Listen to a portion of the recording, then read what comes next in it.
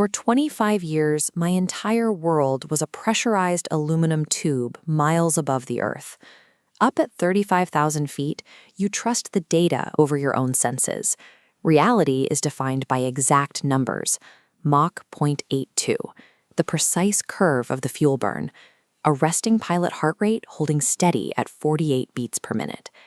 There is a profound psychological comfort inside that sealed environment. When the mathematical calculations are tight and the instruments read correctly, you feel invincible.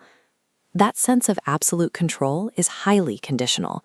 It persists only until an external variable disrupts the system, forcing its way through the insulation. Mastering a machine creates a dangerous illusion of permanence.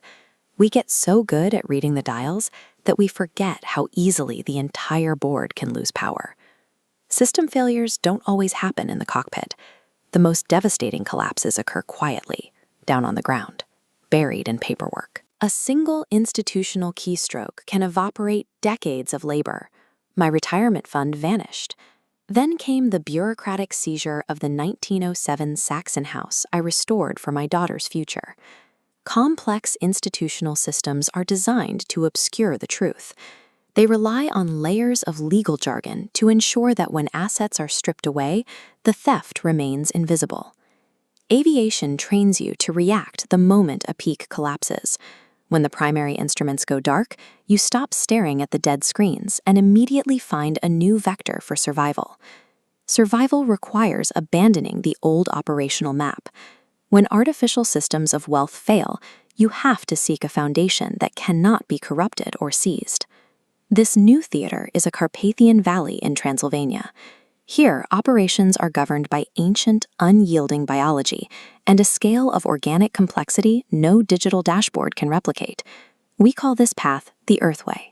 It is the application of aviation-grade precision to the practice of permaculture.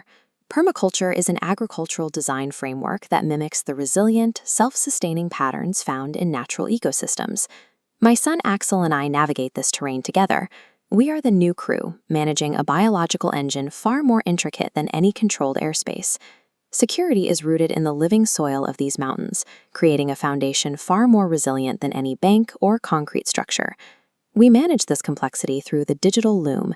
This is the integration of artificial intelligence with organic land management.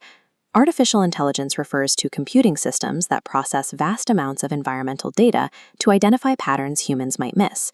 Traditional agriculture extracts resources blindly.